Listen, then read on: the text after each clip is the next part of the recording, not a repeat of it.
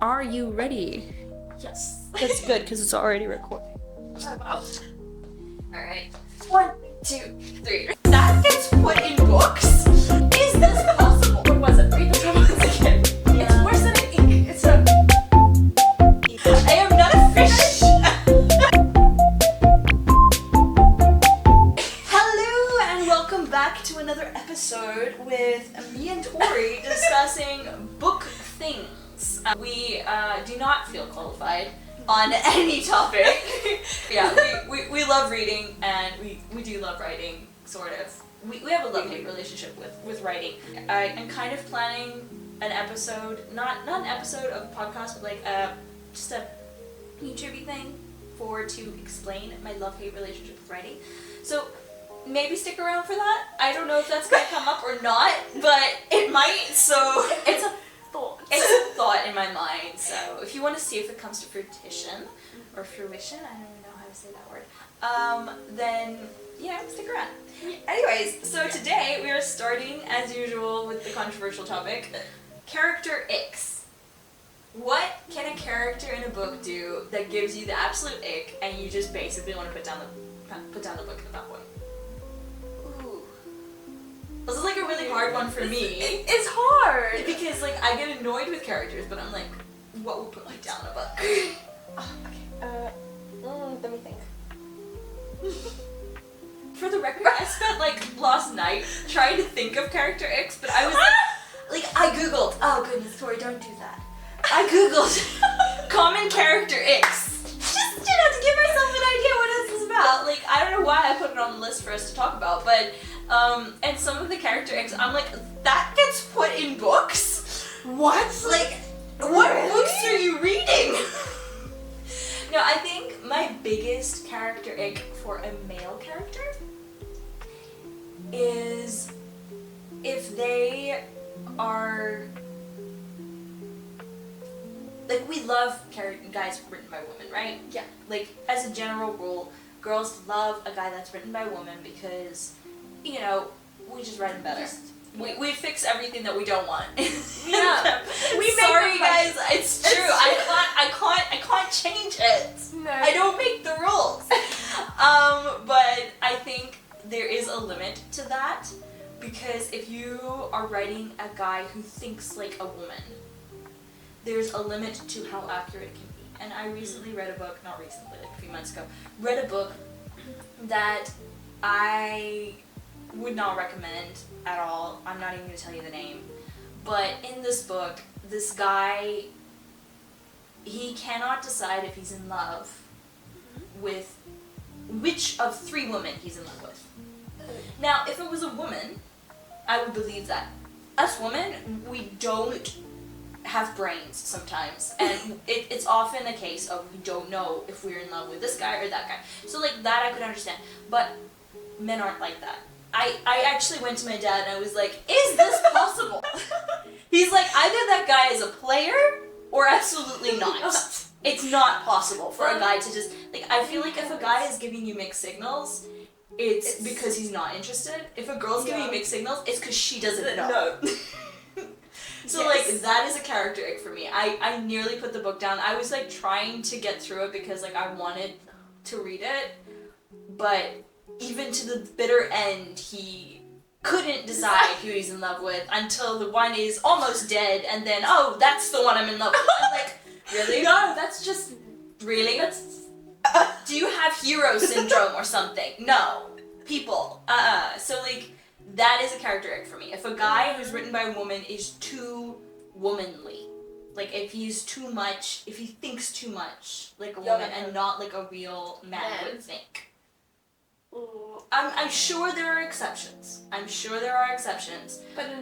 But 1 in a million or 1 in a billion. It's not. Guys know what they want as a general thing.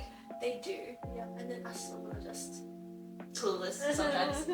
Yeah.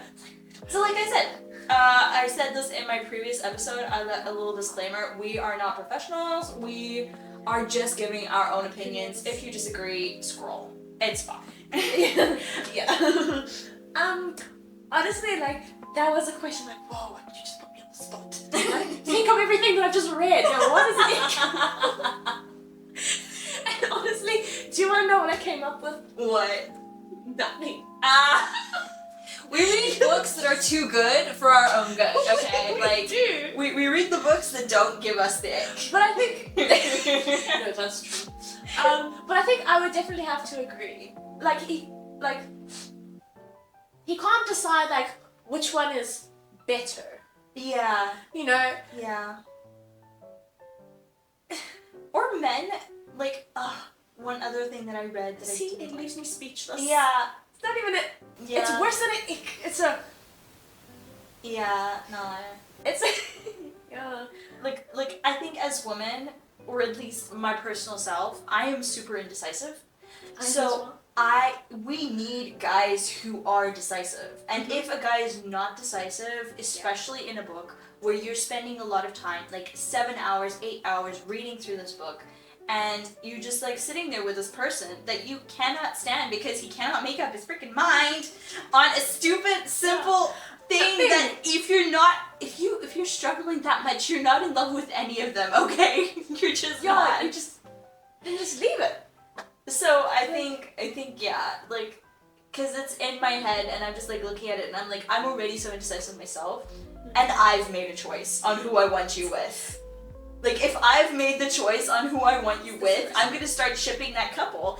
And if you're not gonna end up with her, one, that's stupid, and two, like, why are you taking so long? Oh my gosh, like, but it's so well. But then also I feel like if you're reading a book like that, you're basically wasting your time. Yeah.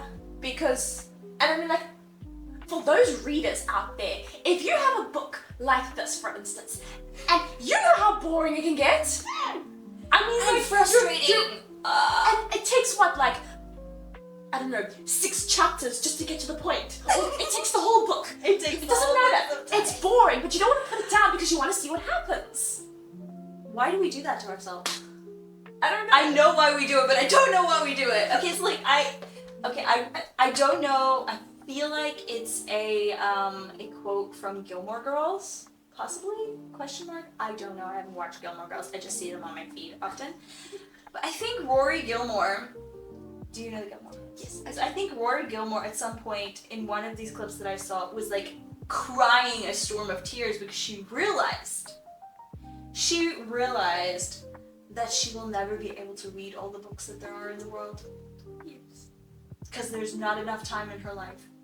But there's not enough time in any of our lives to read. Yeah, that's wrong. And then I was chatting with my sister at some point, and she was literally like, Jessica, why do you reread books? Because I have reread my favorite books. I've reread 4 or 5 times, like cover to cover.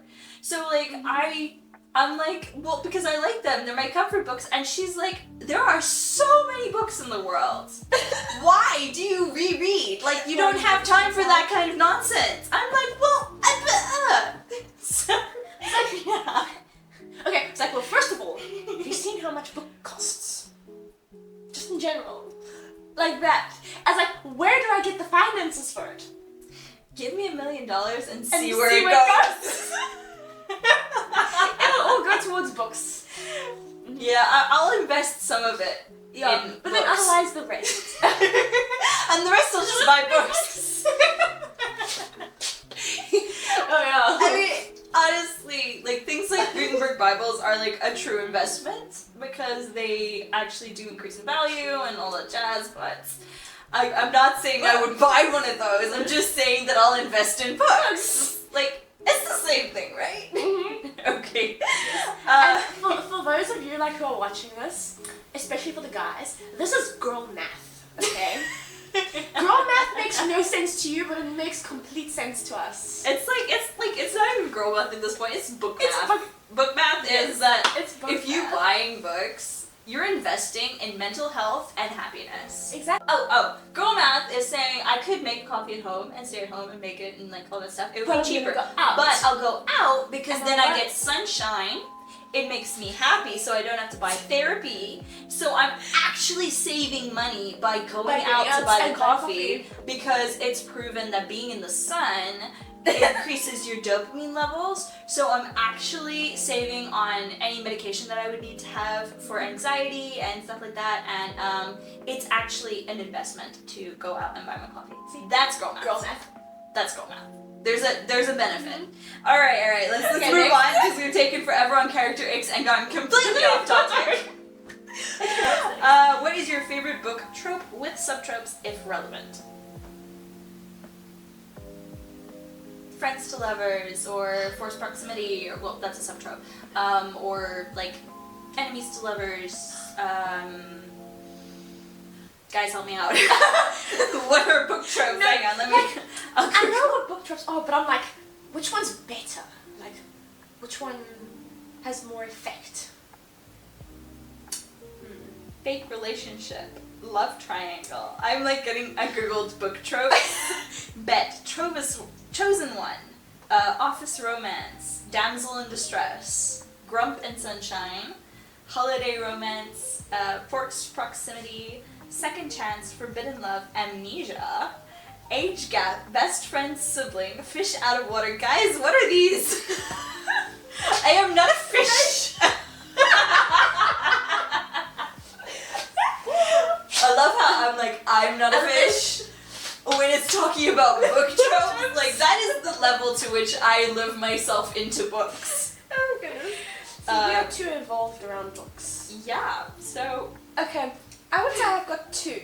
So I love enemies to lovers because it's got such a the angst, the competition. yes, but it's also like it puts you like for me personally, it puts me on the edge of my seat. I'm like, When is it gonna happen? Yeah. And then there was one that you read at the top. What was it? Read the top ones again. Fake relationship, love triangle. Oh, there we go. It was that one. Like, okay, she just picked the top two. No. Book tropes. No. So fake relationships. Uh-huh. Because the three books I was mentioning, where it's romance, but it's mystery as well. Yeah. So in those books, the two main characters had Careful to of pretend. spoilers. Anyways, the point is they were in a fake romance until like in the middle of the book, and then they started having feelings for each other. Of course. And I'm like, it's the cutest thing. Yeah. It's the cutest thing because like you're doing the action of love without actually having the feeling of love, which is like the purest thing for me. Like I know you've got the worst intentions possible, but it's still the purest thing for me. It's like so cute. So those two. Alright. Those two for me, definitely. Okay, so I gave this one a lot of thought. And I came up with like a trope with subtropes that I really love. Okay. And it's basically the same as yours. I'm not surprised, people. Enemies to lovers with the subtrope marriage of convenience and forced proximity. Oh yes. Yes. Like I cannot point to a book that I've actually read with those tropes like in that sequence. Yeah. But oh my word, I would gobble it up with no smut if it had no smut. Yes. Otherwise, we skip that. Yeah. The thing is though, it's Like, like because you want to read it, because you want to. it's literally like I love enemies to lovers because there's usually like I feel like other romance tropes can get really sappy really quickly. Like even like friends to lovers, I do love friends to lovers. But they can get. Depending. They go down real quickly. Yeah, they do. And I feel like it's often a thing of like, oh, I've wanted you forever, and then suddenly there's just like a lot of sappiness. And I feel like a book needs to be tense, and it has to keep you suspenseful in order to not like feel lame sometimes. That the Denise Hunter that I mentioned in another episode that I really like, it's called That's Just a Kiss. Yeah. Yes. Just a Kiss by Denise Hunter, Christian contemporary romance novel. And that's a friends to lovers plot. But the way she does it kind of brings in an element of enemies to lovers. Because there's a lot of tension in their relationship because he just got back from Afghanistan where he lost his leg. Like, okay, it's not a spoiler, it's literally in the first page. So, and on the back cover blurb. So if you read that, then you already know. But the point is, like, I really enjoyed the way she did it because she added the angst. She added the wumpy thing. I think they call it that. Actually, it's where someone gets injured. Okay. And then they're the wumpy or something like that. Don't ask me, okay? I don't know a thing. But the point that I'm trying to get across is she did it in a good way. There are like a marriage and convenience books that I really enjoy, which is not strictly speaking enemies to lovers, but it's kind of like it gives a similar vibe in ways. But I need my angst, okay? I need tension, I need fights, I need, angry declarations of love, like I need that. Like that's my favorite thing. I feel like they're angry declarations of love. It's like top tier. There's no words. Yeah. Because like I don't know how I always picture it as like fighting, obviously mad, and it's raining outside. Why is it always raining outside? We don't know. It's just the rules, okay? That's how it is. And it's perfect. Yes. It's period. I think the thing that I like the most about it, and this just goes back to my personality, is they're in the middle of like conflict. They do not like each other at this point, but they love each other. Yes. And then when you're angry, you say things. It just comes out. It just comes out. No filter. Yeah. And the other thing that I really like is like when one of the characters, like the main character, is like injured, but they pretend they're not for like a set amount of time, and then the other character realizes, and it's just like this thing of I'm fine collapses. Like I love those. Maybe we're basic girlies, me and Tori, but I never introduced her. Hi, this is Tori, and I'm Jessica.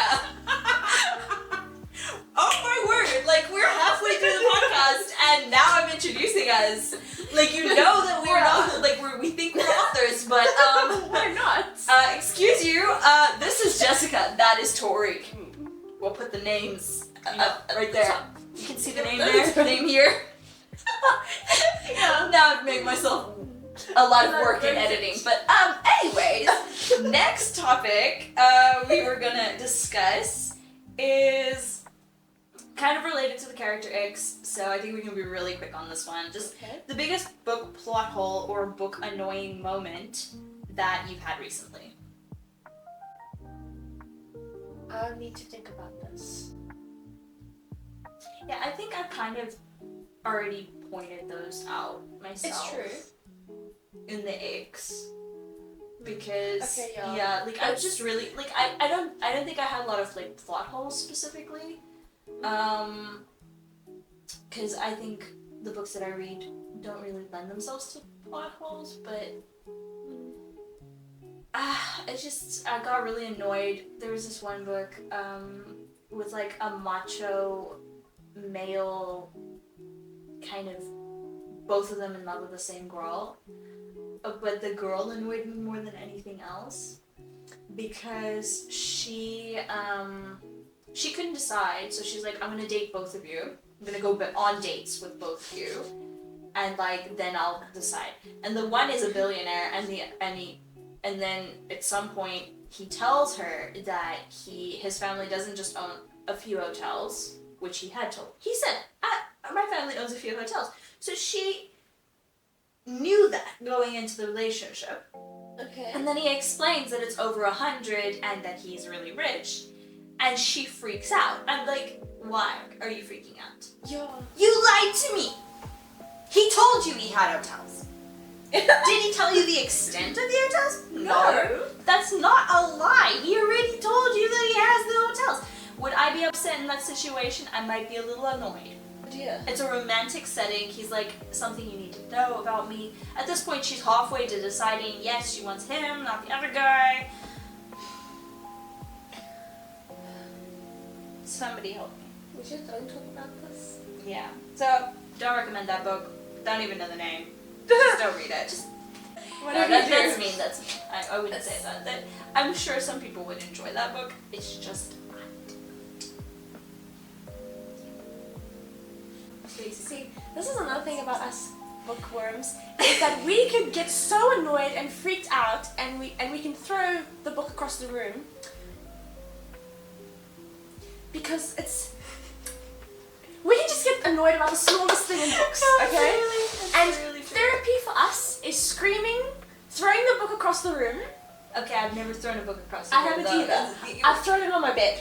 I would say we wouldn't damage the book. Like, No. we wouldn't take it No, out we of the wouldn't poor take- book. no. But we want to. We want to. You know, in our hearts, we've Yes. thrown it across the room. So that's basically how we calm down, and then we pick up the book and we continue reading. Nothing ever happened. Anyone who relates to that, just comment Just down comment below down and be like, I get you! So we know we're not alone. Yeah, no, I feel like but like also I think the thing about bookworms is we will love something in a book and then we would never do it ourselves. Like I Exactly. saw this reel once. Basically this reel is this guy. He's like, you love enemies to lovers. Darling, you cry if someone speaks meanly to you in the supermarket. Or something like that. I was like, it's facts, it's facts. I still remember things that people told me like 10 years ago. And I'm just like, that hurts. I know, and then we can read something in a book and we're like, And also, like, us getting upset with like the female lead. yes. When the guy apologizes and she doesn't accept the apology, like, wait, why wouldn't you accept the apology? And then in real life, we're just like sitting here like, oh, I get it. I get it now. Because like you yourself want to go into the book and just strangle her, Yeah. and then Slap like, her with her own book. yeah. But then it's like Jessica saying, if it's real, you're like, I get you. I get you. Like, that guy's toxic. Like, yeah. Go away. see, I feel like as bookworms we have two minds. Like our mind has a mind of its own. Okay. It doesn't process. I think for us, it's like we know it's gonna turn out good if it's in a book. Like, we know that enemies to lovers, they're gonna end up as lovers. They're not gonna kill each Yeah. other, necessarily. And then if it's reality, Then it's too scary. It is. It's like we don't know when the book is gonna end. We don't know how it's gonna end. It's kind of anxiety giving. You know, it's stressful. yeah, you give It's giving stressful. It's stressful. Yeah. Yes. Alright, so last thingy that we have, any tips that we have for you guys on picking a good book? Oh wow! Because Okay. usually when I go to the bookstore, I'm just like, I look at the cover, I'm like, pretty, and then I read the back, and I'm like, okay, and then I read the first page, and I'm like, no. Okay, seriously And though? I'm like, Are you serious? Yeah, I love that. I love that. Guys, I want to go on the record and say, don't judge a book by its cover. no. Applies to everything except books. Yes, absolutely right there. Goodness gracious, tips for picking like the best books. Well, like books that are like. Maybe we should be Maybe giving we should tips be for going to authors. this. Authors, make a cool cover, because we judge the book by its cover. It's a fact. I'm sorry if you're offended by that, but it's a fact. But the thing is also like when you find, because I know it's happened to me a lot personally, but when you go into a bookstore and you find a book. Shocker. In a bookstore. What? Stay with me, Jessica. Anyways, so, but you're like, oh, the cover's really cool, and then you read the back, and it's completely like, this is a book I've been looking for my entire life type of feeling. Mm-hmm. And then you read the first page and the second page, and you're like, okay, this is not bad. But then you're a few pages into it, and there's some really bad stuff. And then you're like, Bummer. Or you find a really nice cover, you read the first pages, everything's fine when you read the back, and then immediately it mentions something. But like the story, plot, and line is good, Yeah. and it's just the one small thing in there, and you're like, No, like, I not reading can't. that. I can't. Yeah, for me, I have decided that I don't, like, as a general thing, I don't want to look at the covers because often the models that they get to be part of the shoot do not look like what I want to believe characters Yeah. look like. So like my favorite book for a long time was No Other Will Do. And I literally took a sticker and I drew on the sticker, just like a sticky thing, I don't know. Like I drew on it a watch because that's kind of central to some parts of the book. And then I stuck that over the spine where the picture of the girl is, because the picture of the girl looks so different from what my mind says she should look like. Yeah. So I couldn't avoid looking at the spine because it was on my bookshelf. So I was like, I'm covering that up. So I literally covered it up because like I can't stand that. And book cover blurbs, authors, please do a better job sometimes. Please do a better job, because my favorite book for a long time, again, this is a different book, was like my first original favorite book, was Dark Road Home. And the back cover blurb literally is nothing like the book. My dad bought it at Coombe Books at one point on sale, and he just had it in his bookshelf, and it was a romance novel, and obviously he's not going to read it. So he was just like, I was like, Daddy, I want to read a book. I don't know what book to read. I don't have a book to read. This was before I started collecting books. And he's like, okay, well, I've got some books that I got at Coombe Books. Why don't you just quickly have a look? And I had a look, and I read the back, and for like 3 months I didn't read it because the back sucked. It sucked. And then I was just so bored that I was like, okay, let me just try and read it. And I started reading it, and I'm like, this is the most amazing book ever.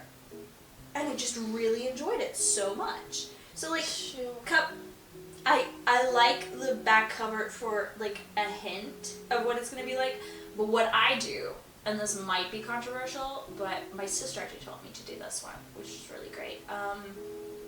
What I'll do is I will take the book, and I will maybe look at the cover, maybe look at the back cover, see what it says about like what it's about. If it seems interesting, then I actually open the book at like page 55 or something like that, and I read it to see if the writing style is good. Because so many times I've read a book, back cover, and then I'm like, this is going to be great, and then I open it to whatever part in the book, and it doesn't grip me. If you can't grip me on whatever page that I open up to. Yeah. Now, I've had some major fails with this where I opened up to a major spoiler, so do not open in the back of the book. Open in the beginning of the book. The first few pages, I feel like a lot of people put so much effort into them. So like, you can get hooked by a hook that's not hooky. You know what I'm saying? Or like, the hook is hooky, but it's not a hooky book. Okay, that sounds really bad. It's not a book that's very intriguing. So like what I like to do is I go to like a little bit more to the middle and I read, and then if it looks like I would enjoy the writing style, or I see some interaction between characters and I'm like, yes, then I would buy the book. That would be my main tip for buying good books. Just like a little out there thing is that this is a mistake I have made myself plenty of times, and then I've had to return the book. Because usually, like, don't just take, like, look at the book, like, oh, the cover's so pretty, read the back and then take it. Like, buy it, because there could be, like, we've said things in there, and I know I've done that plenty of times, but even, like, just read, like, maybe sit down and read the book for a little bit. Like, don't just read, like, the first chapter. Look, there are seats in bookstores for a reason. Yes. So, yeah, my cover, like, at one point I had this really bad thing where I was just like, oh, the cover's pretty, I'm taking it. I didn't even read the back. Oh my goodness. I was just like, don't do that. We judge books by covers. It's a fact. it's a fact, okay? So really, best advice is just to really now, like, take the time and actually read the book, because just do it. just do it. It's solid advice. Follow solid advice. That's generally good advice. So yeah, I'd say so. Yeah. I think that's it. I think for that's this episode. Thank you so much for joining me once again. Thank you for having me. It's been amazing and fun. I hope you guys had fun too. Don't forget to comment if you judge book by cover. That's something that we want to hear about. Yeah.